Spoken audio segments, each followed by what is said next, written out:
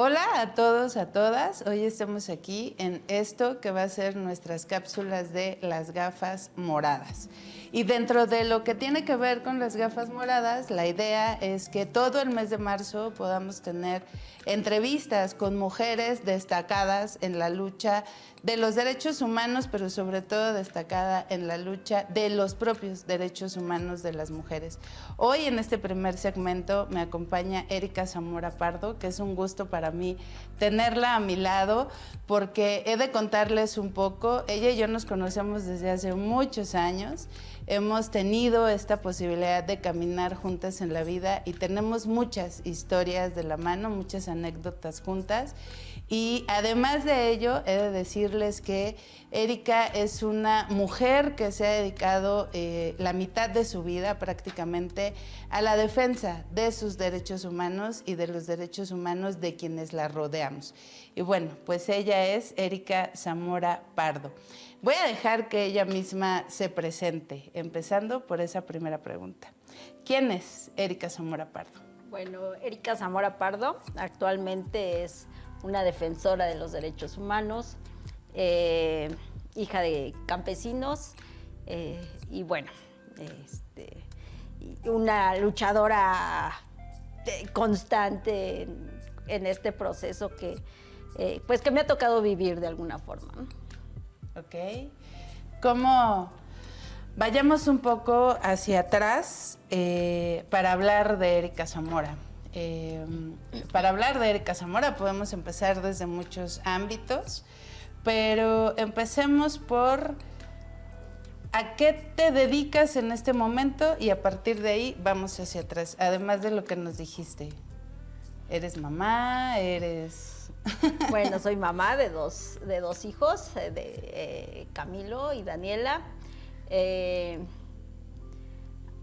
Digamos que me toca como hacer muchas cosas en este proceso, ¿no? Mamá, maestra, evidentemente que de pronto tenemos que estar ahí al tanto de la educación de ellos, defensora de derechos humanos, compañera, esposa, etcétera, ¿no? Okay. Poco ama de casa, pero bueno. Ok. Erika Zamora es parte de la Red Solidaria de Década contra la Impunidad. Háblanos de ese proyecto que es muy tuyo, de dónde nace y por qué nace. Bueno, Red Solidaria Década contra la Impunidad es una, en principio nació como una red de muchos colectivos, defensores de derechos humanos, en un momento en el que había distintos presos políticos, que estábamos viviendo una militarización, bueno, no sé si estábamos, bueno, una militarización muy aguda que, bueno, que parece que de pronto volvemos para atrás, ¿no? Y bueno, en ese contexto, digamos, de presos políticos, de violaciones constantes a los derechos humanos, a raíz de esta militarización que se da en esta lucha contra el narcotráfico, pues bueno, vemos a sinfín de luchadores y luchadoras sociales detenidas, y entonces bueno, en ese contexto nace Red Solidaria Década contra la Impunidad como una red en ese momento, te digo, de distintos colectivos, y que bueno, al paso del tiempo pues fuimos quedando pocos, digamos. Ok. Algo que debemos saber de Erika en lo particular es que ella es una estudiante acusada de ser guerrillera hace muchos años atrás, podemos decir 24 años atrás, y hay un libro exactamente que así se dedica. Una estudiante acusada de ser guerrillera. Y en lo particular tú dijiste: mi activismo real comenzó en 1994 en el Consejo Estudiantil Universitario, el CEU, en el que también participaba Ricardo Zavala Tapia. Yo cursaba el tercer semestre del CCH, del Colegio de Ciencias y Humanidades, y hoy te pregunto, ¿por qué consideras que tu activismo empezó en ese momento, en 1994, pero además cuéntanos, ¿quién es Ricardo Zavala? Bueno, Ricardo Zavala fue un compañero estudiante de CCH Azcapotzalco. Fue parte del colectivo CEU, que era un colectivo de CCH Azcapotzalco que retomaba, digamos, la historia del CEU, de la lucha del CEU de 1986. De pronto así nos diferenciábamos de quienes se hacían llamar en ese momento CEU, pero digamos, se retoma como el nombre por la lucha que se dio a raíz del movimiento de 1986 en la UNAM. Dentro del activismo ahí nos conocemos Ricardo Zavala y yo dentro de este colectivo. Fue un compañero con el que pues nos tocó librar muchas batallas, muchas luchas. Nos toca este movimiento contra las cuotas que se da en 1992. Todavía estaba en la rectoría José Sarucán. Y digamos que ahí como nos conocemos en un primer momento, pero yo participo en ese movimiento, pero digamos no de una manera tan activa o tan comprometida como después. Digamos más o menos a finales de 1993 es cuando ya me incorporo, digamos, de lleno y ya con un mayor compromiso en este colectivo. Que digo que más que mi activismo, creo que mi conciencia dentro de la lucha surge a raíz de 1994, porque además nos marca, me parece que a toda una generación a partir del surgimiento del Ejército Zapatista de Liberación Nacional. A partir de ese momento creo que veo los problemas más nacionales, más globales, ya no solamente lo que me afectaba a mí directamente o personalmente, ¿no? Como era el movimiento de cuotas, y esta cuestión de la lucha para la educación pública y gratuita, ¿no? Entonces, por eso creo que a partir del surgimiento del EZ, pues nos marca toda una generación y también pues nos da una mayor conciencia, un mayor compromiso. Ok, les voy a hacer aquí un paréntesis, me voy a salir un poco del guión, una pregunta que no está aquí en esta hojita que trabajamos un poco para esta entrevista, pero yo le voy a preguntar a Erika. En 1994, efectivamente, hay una generación que nos marca el movimiento zapatista y ella conoce a Ricardo Zavala Tapia, yo conozco a Ricardo Zavala Tapia, es parte de nuestro origen y de nuestra historia, pero en función y en el marco de lo que significa el 8 de marzo para nosotras, para las mujeres, en el movimiento estudiantil, en ese en el que tú participaste y en el que también yo participé. Para las mujeres era complicado participar en ese momento, como lo ha sido siempre en la vida política.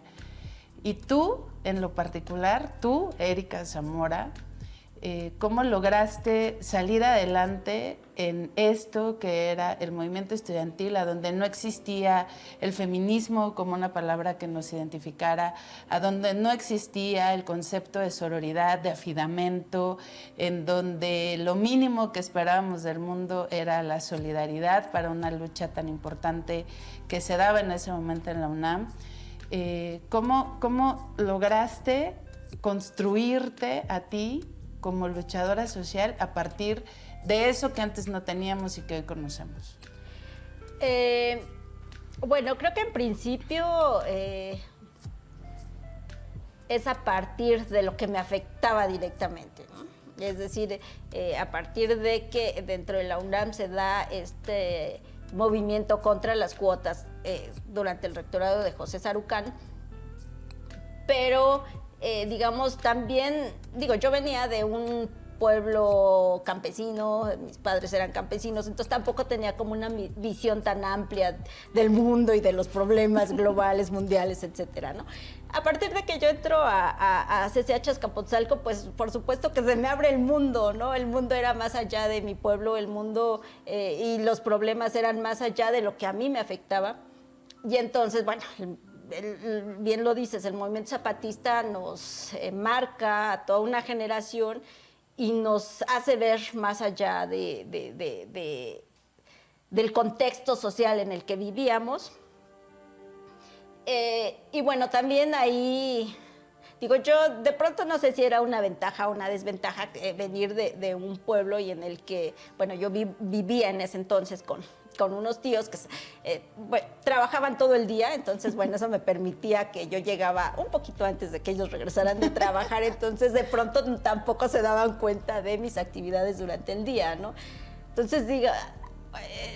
hubo un momento en el que efectivamente ya me restringen el tiempo de tienes que llegar a las 8. O sea, ya no te puedes, entonces, digo, de pronto cumplía, a veces no lo hacía, pero también fui rompiendo como ciertos esquemas familiares, ¿no? Dentro de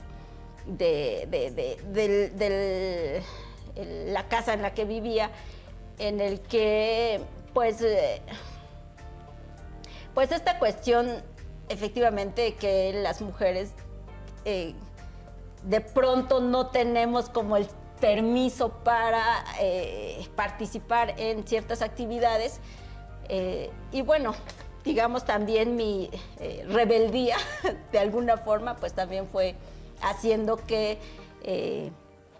pues que de alguna manera no me fueran restringiendo tanto, ¿no? O más bien se acostumbraran a que hacía ciertas cosas en las que no necesariamente la familia o mis tíos estaban acostumbrados a que hicieran en el entorno familiar, ¿no? Fuiste una mujer disruptiva, justo porque rompes todo el esquema que tienes de la educación, ¿no? Y al igual que muchas mujeres, desde 1994 y antes que eso, pues te tuviste que adaptar a una vida totalmente distinta y asumir la responsabilidad de lo que significa la toma de tus decisiones y ser disruptiva en todos y cada uno de los eventos que estaban sucediendo en el mundo. Yo me acuerdo, además, Erika siempre ha sido así, siempre ha sido flaquita, siempre ha sido muy menudita, siempre nos ha, a quienes la conocemos desde hace mucho tiempo, inspirado como mucha ternura, pero es una guerrera. O sea, cuando antes no conocíamos la famosa palabra feminismo, cuando antes no conocíamos qué significaba sororidad o afidamento, nosotras ya lo hacíamos de manera natural porque era la única forma de sobrevivir, pero también lo hacíamos mucho en función de que esta parte de protegernos entre nosotras era lo mínimo básico indispensable que teníamos que hacer. Y pues así era Erika Zamora y muchas mujeres que estaban en 1994, máxime cuando vienen de una comunidad, de un pueblo, dice ella, que no está inmerso en todo lo que tiene que ver con esta gran metrópoli. Vamos a que ustedes conozcan quién es más Erika Zamora Pardo.